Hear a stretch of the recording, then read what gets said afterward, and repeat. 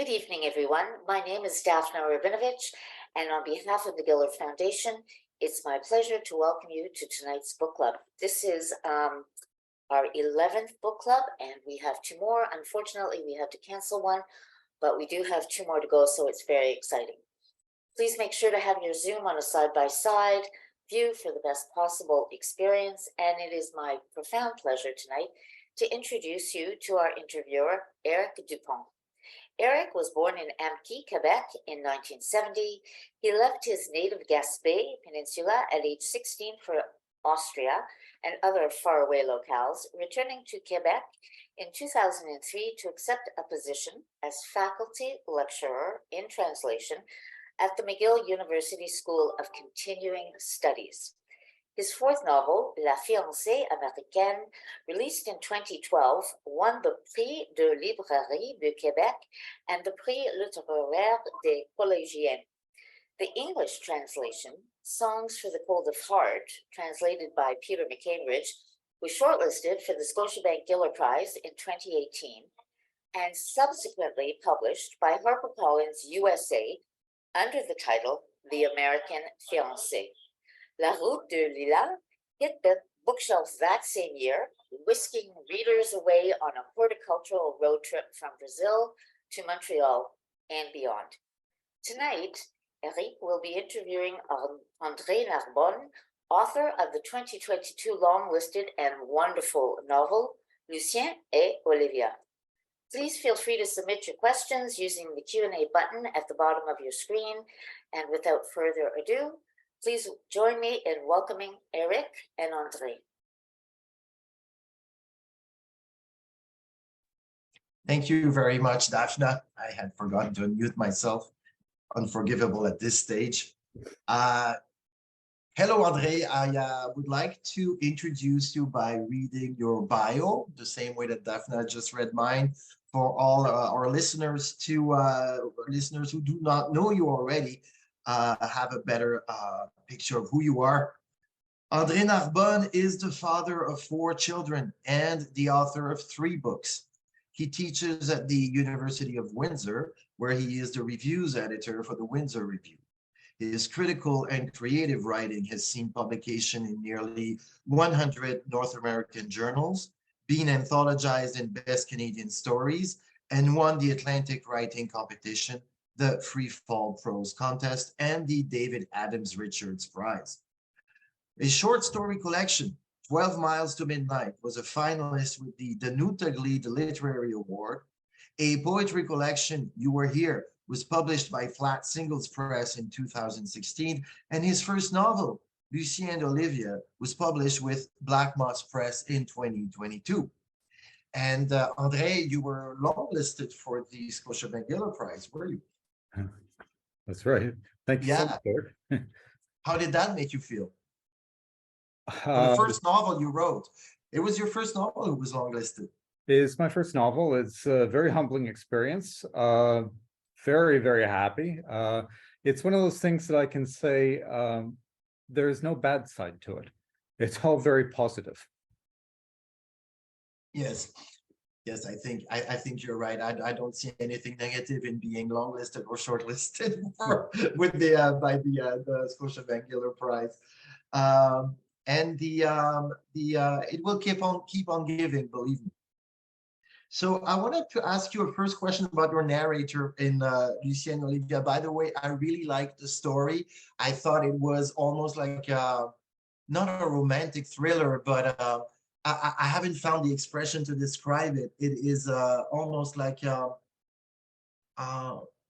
characters are so endearing that it becomes a page turner by the time you reach page 30 or 40, and that has to do a lot for me, I think, with the fact that it took that part of the story takes place on ships, and we'll come back to that during the discussion.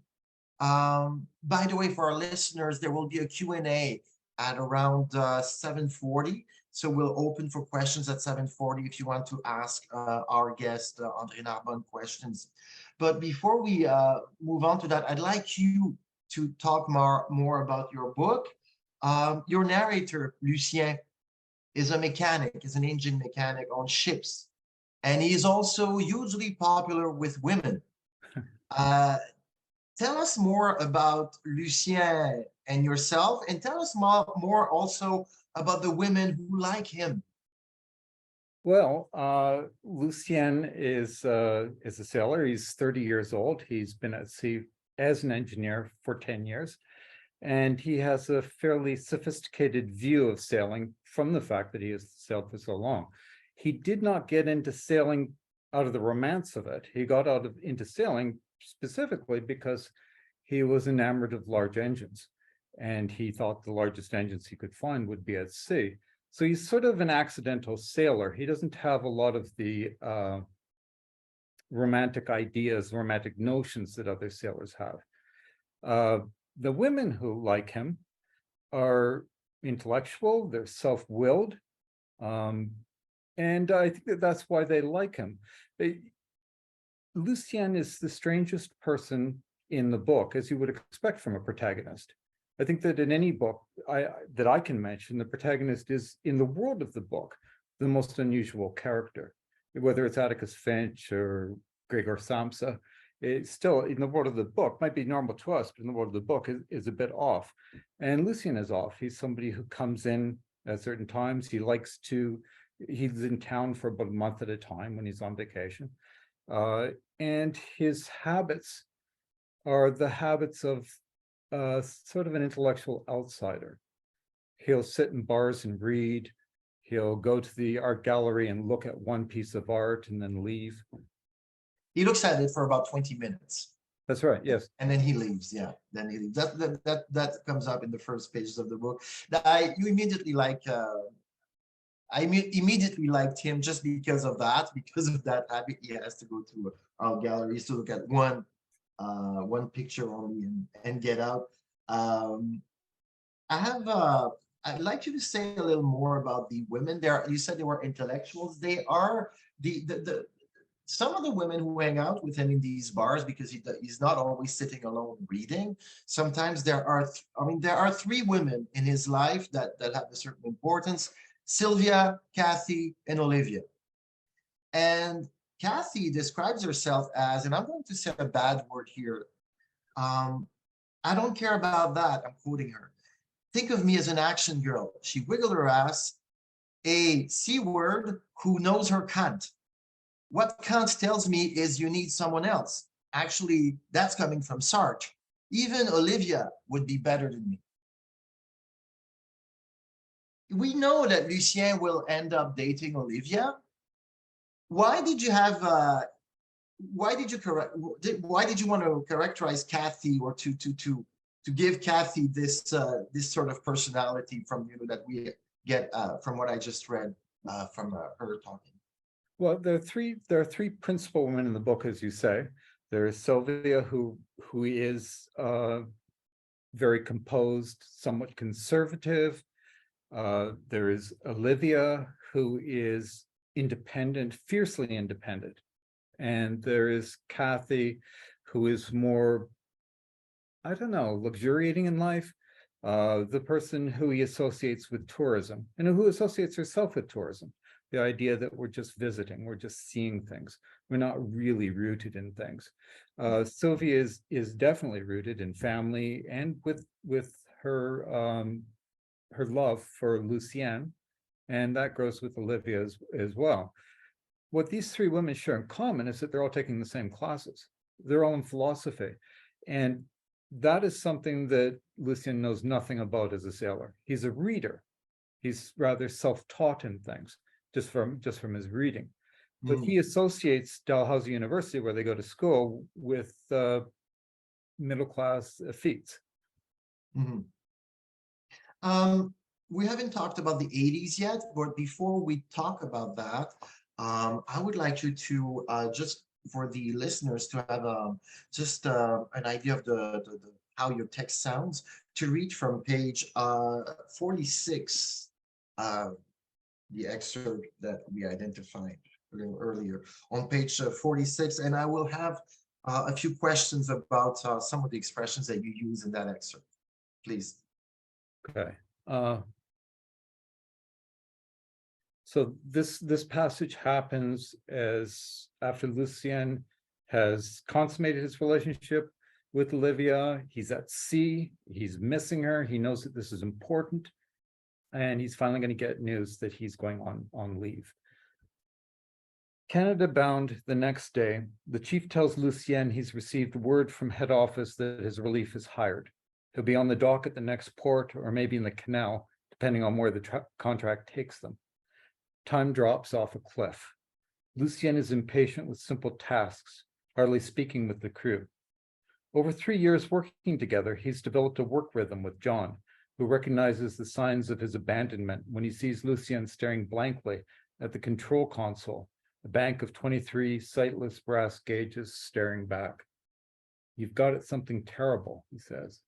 Channel fever. I doubt I've seen it so bad. I know. Don't worry about the watch. You just do what you're doing. Thanks. Steaming past New England, Lucien stops speaking on watch. He's silent in the galley, in the rec room.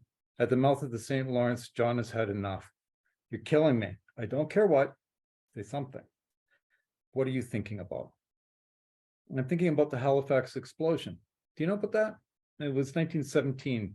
The end of the First World War was in sight and 2 ships collided in the harbor, wiping out the North End. Yeah, I know about it. The Emo was Norwegian, the Mont Blanc, Belgian. Okay, that's a start. What are you thinking about that? I'm thinking the crew spoke different languages, but the ships had the same engines, triple expansions. So the engine room crews were saying the same things, just with different sounding words. They're having the same day before the ships blew up. Okay, that's good, says John. Do you want a coffee? I don't know. At this point, John swears, but my children might be watching. Yeah, expletive. Okay, good, good. You're going to tell us, to explain to us, to talk to us about channel fever and what you know about it and if there's a cure. There is a cure. It's going home. Yeah. So what every sailor gets when when they realize that they're on their way home, when they can see it. Now, it's typical in an engine room, in any place in a ship, for people to cross the day off the calendar at midnight. So as soon as the day starts, it's crossed off. This is typical on ships. It's just that waiting to get home.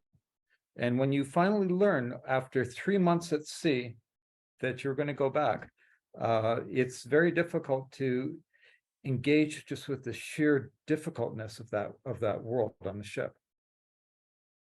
So channel fever is something that would make people give people a blank look. They would make them act like he's acting in what you just read. Yeah, it would make them stare blankly. Yeah, just completely disconnected. Okay.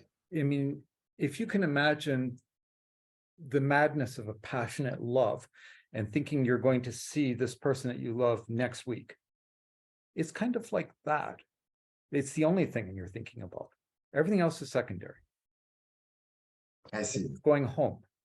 Yeah. And there's something here about Halifax. You chose Halifax as the, when Lucien is not at sea, when he's not in the Welland Canal, the port, the land side is represented by Halifax. You chose Halifax of a bunch of other towns, of other cities that could have, that had a port where he could have been. Why Halifax? Well, Halifax fits the plot functions. It is a place that ships go to, and it would make sense for a ship that's going to Texas to perhaps stop in Halifax. So it allows that. Also, Halifax is a city that I know, or I knew at that time. And so I had the luxury of being able to write from memory. And Halifax is Halifax. There's no city in Canada like it. I mean, Halifax, St. John's, this is jewels.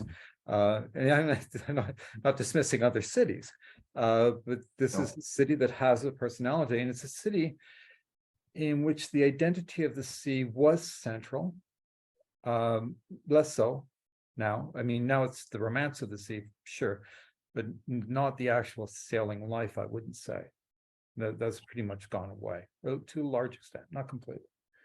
We've talked about the women. We've talked about the distance that these ships will cover from Texas all the way up to Lake Superior through the St. Lawrence Seaway. And that's a route that you know well because that was your job, wasn't it? That was, yeah, from a young age. I mean, that was my first real job, was working at sea as a cadet. That was where I learned how to have a work ethic. I mean, what work would mean, how hard it would be. Why And aren't you're still quite young? Why aren't you still on boats? oh, well, 10 years is enough for anyone. Yes, I thought at the time that if I worked more than 10 years, I'd either be an alcoholic or insane. It was just such a very difficult job. So I quit at 10 years. Also, I wanted to do English. I had done engineering. I had started engineering right out of high school. And I had done that specifically because I was writing, I was publishing in high school. I had a great teacher who would bring poets into the classroom, and I was enamored of poetry.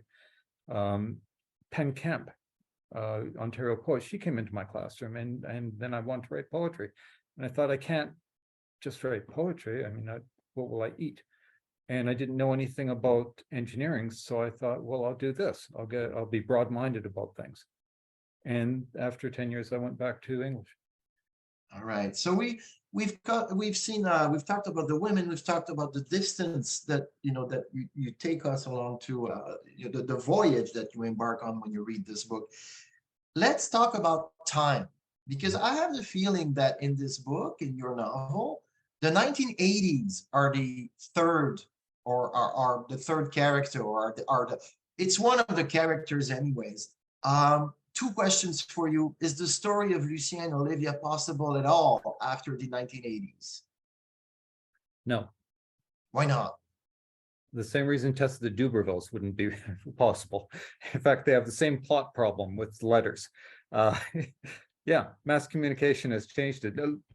Lucien and Olivia is really about people who have to imagine each other. And I wrote it specifically, I started it in 2015 out of a grievance, a political grievance. And Lucien Olivia is set in the 80s, but it's about now. I call this my political book. It's a response to transactional politics. I wanted to create characters who would find value in themselves by finding value in other people. And the beauty of the 80s in this regard is that it was impossible to get instant answers. If you were a sailor, you might not get your mail for 2 weeks. Yeah. You make a phone call. Again, that the idea of the person in love who really is just thinking about seeing this other person, you might make a phone call and there's no answer. Mm-hmm. And you're just in port for a little while. So what do you do with the knowledge that the phone wasn't answered? Yeah, well, a lot more than people would think. You would, it would, yeah, you would start thinking, of course. The 80s are there, they're all over the book through, they're obvious through accessories such as public phones, answering machines, and Le Chateau outfits. Yeah, right. But I would like to know, this is my second question about the time frame. Have you tried to make them, the 80s, have you tried to make them visible through less obvious devices, such as the way people relate to each other, or certain topics that they would discuss, or certain things that one would typically talk about in the 80s? Well, the 80s, let me think how to answer that.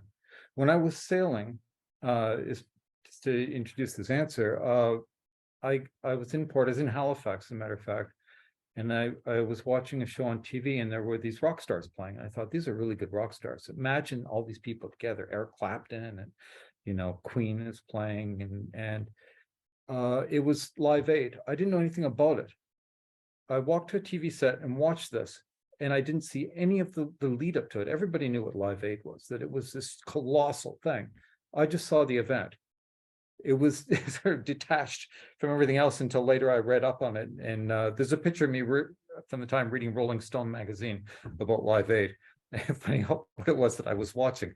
Those are my 80s, so, to some extent. Okay, so the 80s, what the 80s are, it really depends on where you are.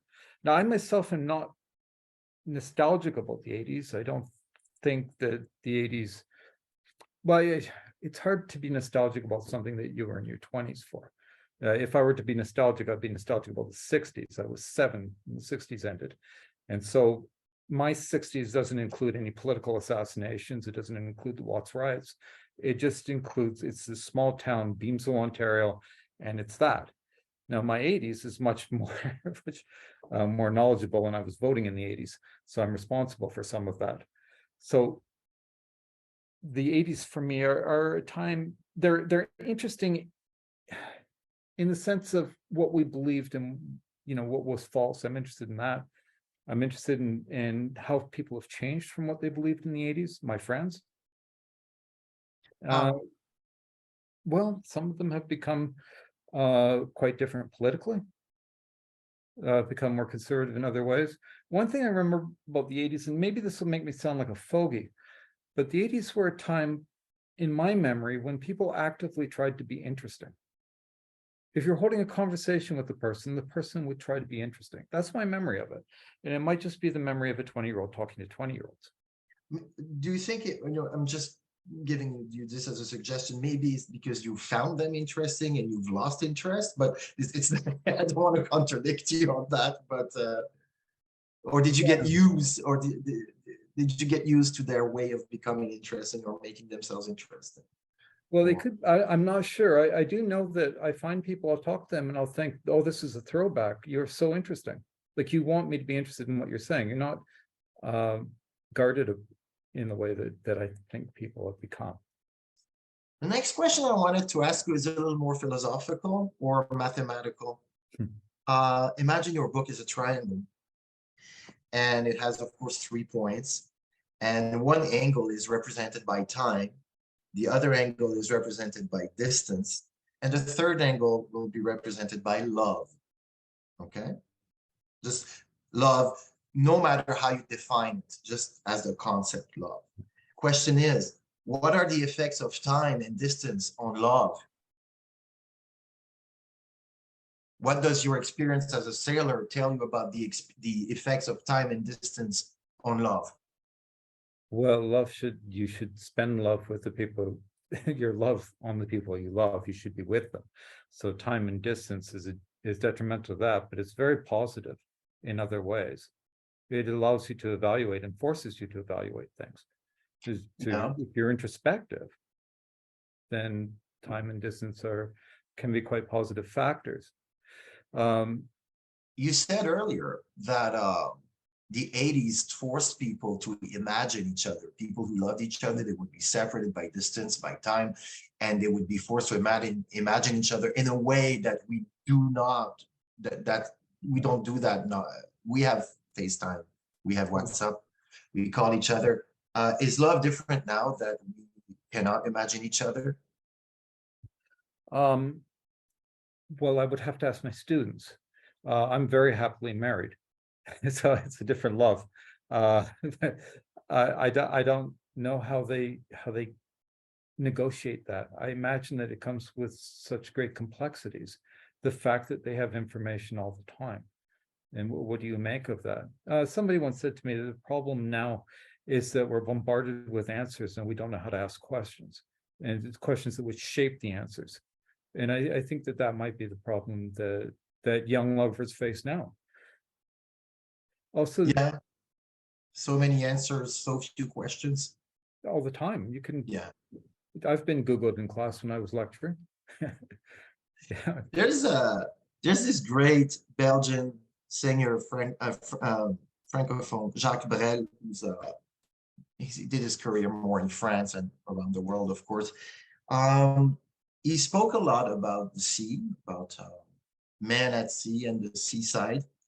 And he has this one line in one of his songs that I've translated just for the purpose of this conversation. He says, or he sings, there are 2 kinds of people, those who are alive and those who are at sea. No, you'd expect, those who are alive and those who are dead. No, he says those who are alive and those who are at sea. There are 2 sorts of people. I would like us to try to think of your novel the way an architect would think about space management. Can we do that? Absolutely. Yeah. In the space management of your novel, let's say that you consider the world that you've created as a big space. Mm-hmm. you would have, one would have to admit that in this big space, there are two worlds, two main spaces, the world of the man at sea and the world of man on land. The landside space is shared with women. Right. The seaside space is not. The only place where a woman is seen entering the seaside space is at the end, when Olivia arrives after Lucien was hit by John, where he is at his weakest, literally lying on the floor with blood on his face. That's the only moment where you see a woman going onto a ship in your book, okay? Otherwise, they will, sailors and, will meet women in bars in the city. They do, they have contacts with each other. But on the ship side, on the seaside, the only woman that you put on the ship was Olivia for a very short period of time when that, when this happens, when the hook falls, Yes. Okay. Have, Well, have you done this on purpose, or is this something that are you thinking right now? How did he read that book, or what do you think of the space analogy here? no, I like that. I'm thinking about that. It's true to the times. Women were finally getting on the ships in other positions than simply in the galley. This was happening in the 80s. When I was in engineering, in 3 years of engineering, there were 2 women who took marine engineering, and I assume there are many more now. Mhm. So it's true to the time. That separation is there. And it's not that the men are more heroic. In fact, what the books that pains to show is that sailors are fairly ordinary. They're ordinary people put into this unusual position. But I do like that. I'm very interested in the fact that Olivia comes on the ship at the very end, and she ends up actually coming into a space, although she did earlier with her voice. She, not physically though, she was the way you compartmented the space for genders in your book, Yeah, I thought was very special, is that at the end she goes onto the ship and she finally is in his world. yeah. But that could be an illusion, I don't know. Well, I didn't know that I was going to have this conversation when I did it, and I wish I did. I would have thought about it more, because Olivia is absolutely the sort of person who would do that, which is why she's the right person. She's the person who actually is waiting for him, not sure what the response is going to be after she blows him off. She's still hoping that things will work out, and then she's actively going on the ship at that time, and she's told at the gangway not to come on the ship. Yeah, that's right. I wanted to ask you something about one of the characters, Harry, that I found a little bit mystifying.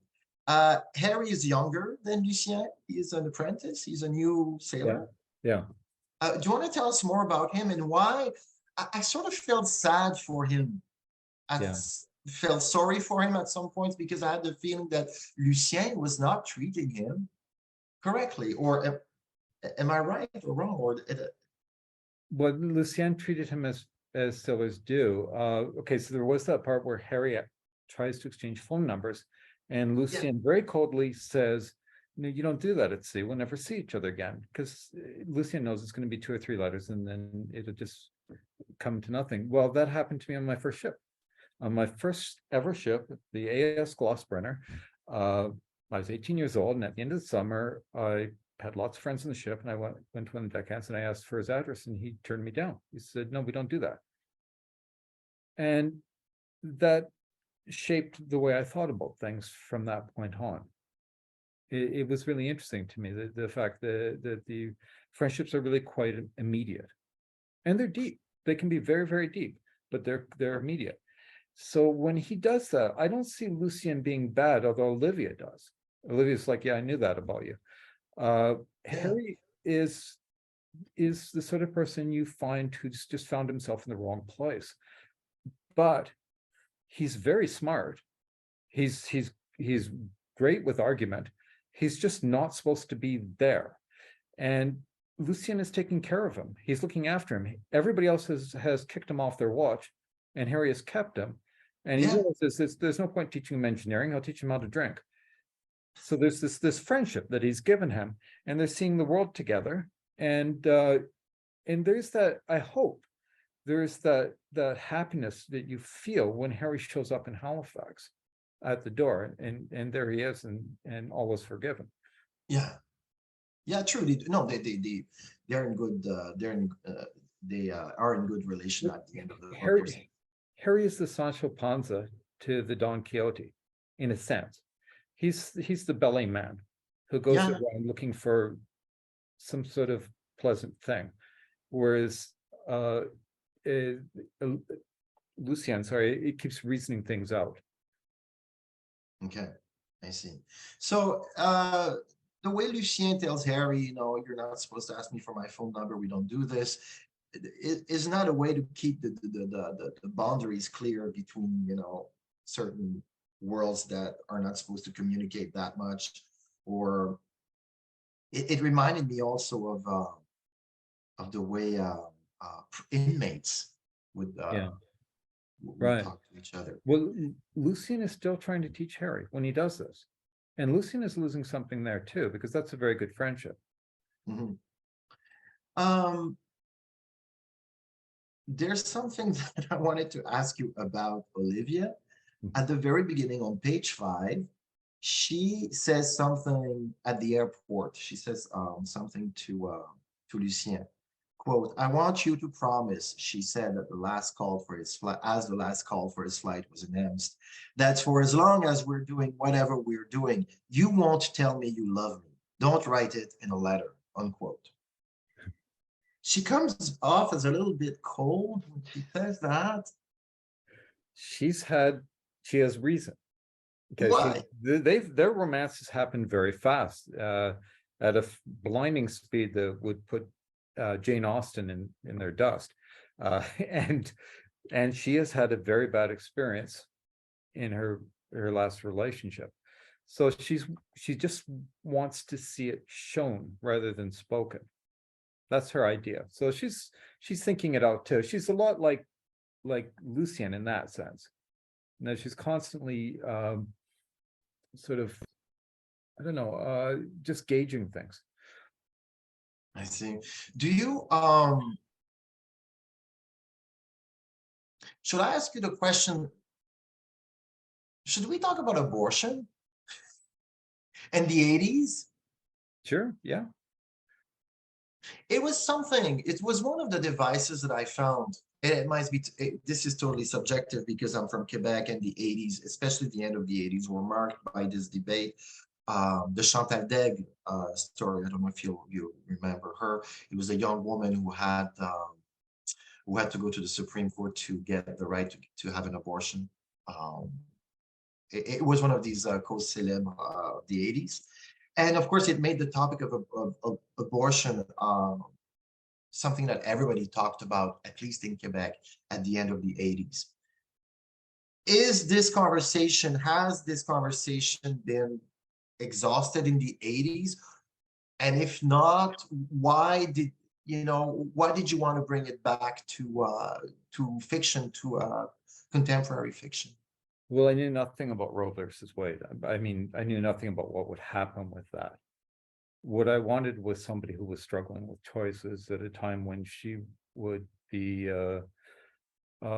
would face a lot of blowback, I mean, she gets sworn at in both official languages. Yeah. She went to Morgan Taylor's clinic in the book. This is where she goes. She goes Yeah. to Yeah, Morgan Taylor opened up a clinic in Halifax, I believe, in the 80s. I believe I saw protests on the street one day. I tried to research that, but I couldn't quite grasp whether or not that had actually happened in Halifax. Maybe it was the 90s. Your your book is presented as a novel. So immediately I think fiction. And you're the only one who knows where in the book where the frontier between fiction and nonfiction starts. You're the only one who knows that. I'm not going to ask you more about this than this question, but is there one excerpt maybe by the end of the book that you would like to share with us that speak to that the theme of fiction and nonfiction with the dog? Yeah. May I read that part? Please. Okay, please. so the passage I'm going to read is really about alienation at sea. And I was asked, what was sailing like? I was asked in an interview, and I said, well, alienating. And it is. I mean, certainly in the 80s, you stepped into the 19th century in part. You're moving back in time to some extent. So I wrote one passage in which there are two dogs. And yeah, in this passage, well, let me just say this. One of these dogs is real. One of these stories is absolutely true, and one of them is not. But I tried to merge them to see what would happen if I put them side by side. So, excuse me. A cadet on the Sioux River Trader, that's the actual name of the ship. He spent mornings on watch, looking out the gangway door, seeing the river wake up, the St. Lawrence below Montreal. Reeds and fog, lights blinking on one at a time. One dark morning, a dog barked, challenging the trader's passage. He couldn't see the dog, it remained a sound. He tried to memorize the bark, assuming every day had to matter. Later that summer, he heard a second dog. He'd gone to sleep as the ship steamed up the Saguenay in the direction of Tracy, woke up in the larger of two towns sharing a bridge. Not Tracy, just somewhere. It was noon and he had 4 hours. He was wandering the downtown, 3 steeples, 1 stoplight. Not Tracy was one of those towns where Catholicism or aluminum is the main industry. He was trying to find a place to sit where he wouldn't have to talk to anyone. Thinking on a park bench, trying not to be seen, he became aware of trouble, followed the smell of smoke to the river, saw it thicken and curtain the far shore. Another 3 steeples stood above the smoke, looking back at the 3 on his side. He heard later that after the fire, there were only 2. A dog barked balefully across the river, unseen, the I am here of an animal. For years, he thought he'd wake up one day in a place he couldn't name, a place with 2 steeples, and would know the town by its bark. For a decade, he willed the sound to return, aggressive, challenging, above all, familiar. Those are 2 different dogs. 2 different dogs, one of them is real. One of them is real. And what did the unreal one bring to the story? Why did you bring why did you imagine the second one? Well, the story is fiction to me. It's philosophically true, and I've stitched in things that I know. Absolutely. The second dog is the one that I spend the most time on. The second one is the fire in Tracy, or not Tracy, rather, a place that is known by what it isn't. And I like the idea of sound in both of them. The sound would be something that you would keep as a memory. I mean, it's striking to me as an 18-year-old going down the river, listening to a dog barking at me. Mm-hmm. It was Good. Unexpected. Good. I would like to take a moment to remind our listeners that you can send in your questions in the Q&A. It is 7:40, and you can start asking André questions if you have questions about his book or his writing. André, are there books that you're reading right now at the moment and that you would recommend our listeners and myself to read? Well, I'm a voracious repeat reader, I'll tell you that. But I'm reading 2 books right now. One, I'm sorry about my pronunciation, is by Akutagawa, who's seen as the father of the Japanese short story, modern short story. I'm reading a collection of his work, which I find fabulous. And I saved it till after school had ended, so I would have clear time to read it. I'm reading Songs for the Cold of Heart by you, which I am absolutely thrilled with.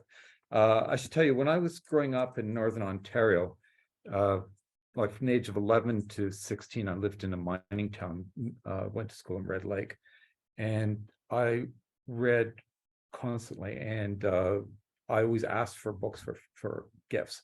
And I never thought I would meet a writer. It just seemed like meeting Gandalf. So I'm quite pleased, quite tickled here to be interviewed by you. Your book is fabulous. Oh, thank you. I would recommend two books from friends of mine, so I finished recently. Home Waltz rather by Gord Grissenthwaite, and The Razor's Edge by Carl Jurgens. Two really, really great books. Could you repeat the title from the Carl Jurgens books? The Carl Jurgens book is The Razor's Edge. Okay, thank you. We have a couple of questions, Lucien. I'm calling you Lucien. Sorry, André. We have a couple of questions. Lucien described from Lise Anne Lavigne, she's asking, Lucien describes what the women are wearing. Is this part of the characterization, the chateau outfits, the Le Chateau outfits? And Lise Anne has obviously read your book. She's asking, the characterization from his Yeah. point of view that he sees them. It's actually one of the hardest things when I was writing this book was getting the voice. And it's not actually Lucien who describes them, but the narrator, who also at the very beginning, I thought, how do I describe Lucien? And I have somebody looking at him and describing him as though it's for the police, describing what he's wearing. So I was writing this for quite a while before I got what I needed, which was the voice. And I got that when I wrote. It's really early in the book. There's just one sentence. And when I wrote it, I knew how the voice was supposed to sound. Yeah, it's so there's this line handler who's walking into who's checking to make sure that Lucien's supposed to be there, checking to see that his ship actually exists. And it says, the sentence is, he shuffles into the lock house, a squat brick building with the architectural refinement of a Hell's Angels clubhouse. When I had that, then I thought, okay, well, now I'm actually writing the book. Now I can hear this cohesive voice that's going to put it all together.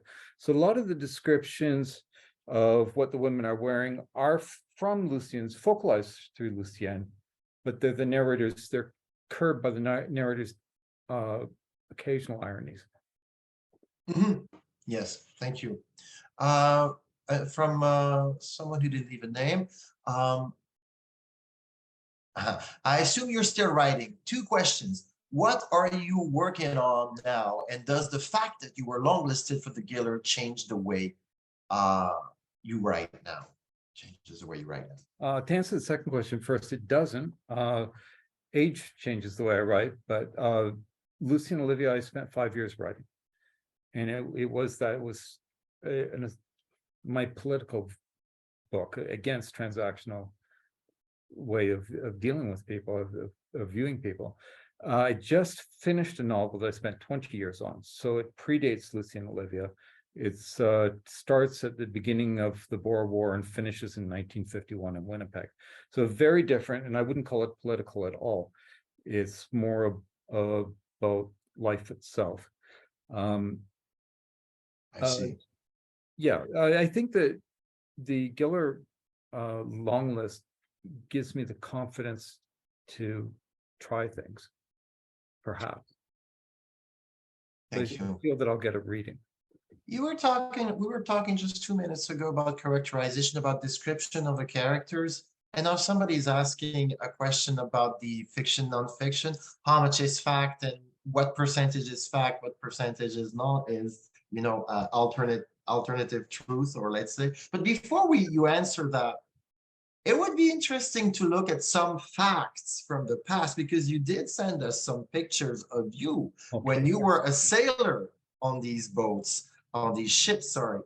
So maybe Emma could share them with us. There we go. So where are you standing on that picture, and why you have your hands in your pockets? I don't know why my hands are in my pocket, but if you may have noticed, I don't know what to do with my hands. That's me at 21. I'm fourth engineer on the Coastal Canada, which is the old flagship of the Gulf Fleet. It's been bought by a fly-by-night company, and I found work on it. And this is the engine room of a steamship. And this ship is basically the ship that Lucien sails on. I patterned it off of that. So I'm right near the throttles. I see the Bailey charts behind me, all the different gauges. Yeah, Cool.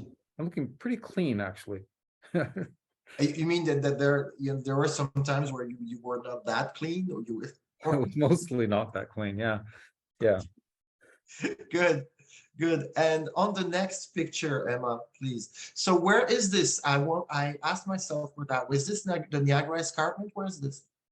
It's probably in Quebec, In but I don't Quebec? know where. It's the ship in the background is the coast of Canada, which is the ship that the ship Lucien is on, is patterned off of.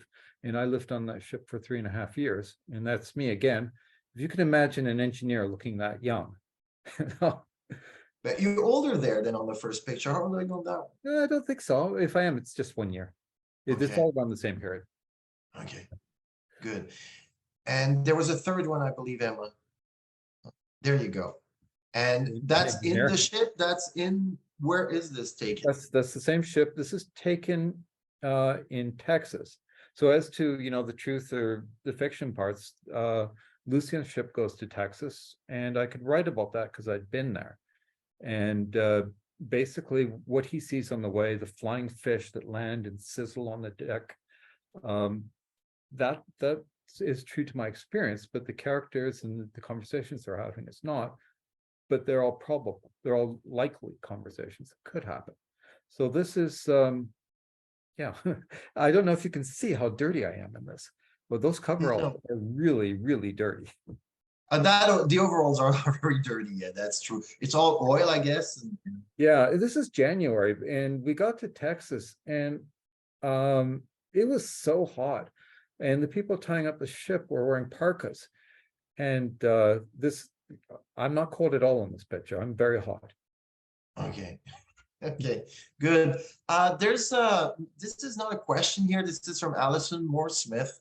She says, no question, André, just a thank you. When you spoke to my book club a few months ago, you recommended Home Waltz. Read it, loved it. Also loved Lucien and Olivia, of course. So this is a thank you so much from fans. And so this is all the questions that we have from the readers. I want to go back to, you said you were working on a novel. You're finishing a novel, or you just finished a novel that you've been working on for 20 years. Mm-hmm. Why did it take you so long? Well, I kept pausing. I tend to work on a lot of things at the same time. I mean, right now I'm working on a number of things. This one was really done maybe 5 years ago, and I'm coming back to it. I didn't realize how long I've been writing it. Then I looked at the emails that I was writing when I first started it, when I was getting information to write it, and that was 20 years ago, 2003. So I don't have a certain schedule. I'm not at a point where I say, well, I need a book this year and that year. You're capable of working on 2 books at the same time, if I understand correctly. That's what you're telling us, that you were working on Lucien and Olivia at the same time you're working on that other book. Yeah, and I do work obsessively. So I think about a book a lot before I start to write it, and I walk around in it. But I can move from one book to another. I'll just work on a book for a couple of weeks and then maybe move to something else. I might run the risk of getting stale in my thinking if I worked on just one thing. It's possible. Getting stale in your thinking. Yeah, I might just get into a rut with it. It's good for me personally to walk away from something and to come into it after seeing it from a distance. Now, I'm a sketcher. I tend to, like, I don't actually physically draw, but I mean, I sketch plots, I sketch ideas. With Lucien and Olivia, I wrote the prologue and the epilogue before I wrote anything else. So I knew what I was doing.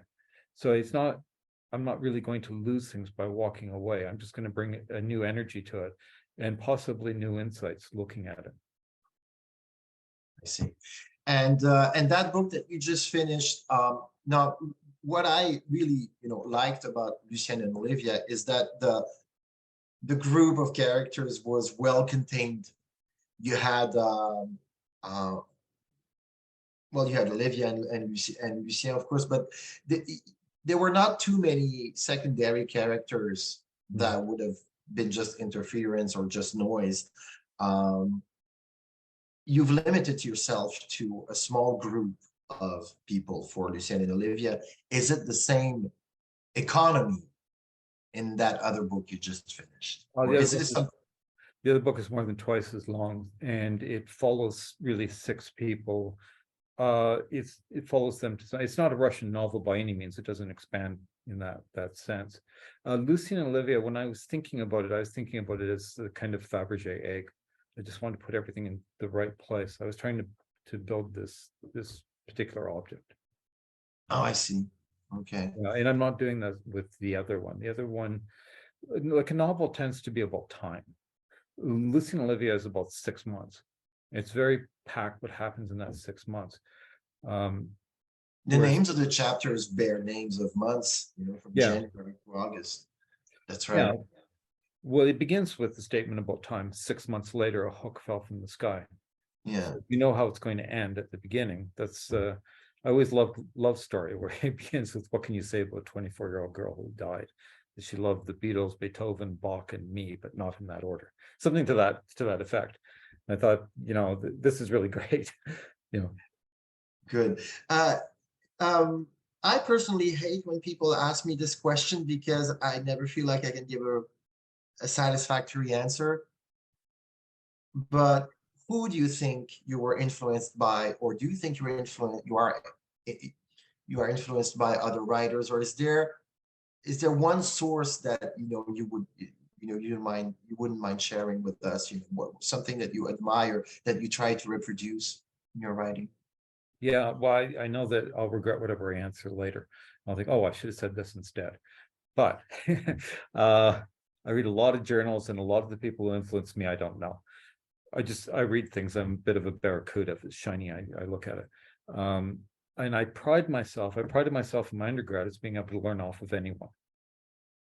There's other people say, well, you can't learn from that professor. Well, I can. So I don't have to like a thing to learn from it. But I don't know. I can't say for sure who my influence. I could say, for instance, that when I read Tom Wayman's Wayman in Love, I thought, holy smokes, you can do that in poetry? And then I had to be a poet. But I've been writing prose for so long. I don't know. People just come and go. I mean, Günter Gast, I loved his writing. They're reading in this book, they're reading Under the Volcano. That's how they Yes. they sit across from each other at a table reading Under the Volcano. I love that book. I don't try to write like that because I can't do it. I see. And Under the Volcano, can you, for those of us who haven't read it, I do not know Under the Volcano. What is the story of that book, and why would it be in their story? What does it have to say to them? It's brilliant. It's about it's written by Malcolm Lowry, whose writing buddy was Al Purdy. He lived in a shack in BC, and it's about an English ambassador in Mexico who basically drinks himself to death. And it was written by a man who basically drank himself to death. But in the book, he's struggling with a lost love. And I can't do justice to the book by describing it. I would say, if I would recommend a book, that everybody try reading 5 pages of that and see if you're not caught. What Lucien says to Olivia when they're reading is, you could swim in its mood. And I love that. I really like when an author creates a mood that I just feel like I'm walking it like a fog. I see. Good. Well, you've certainly the fog is there in your book all the time. Yeah.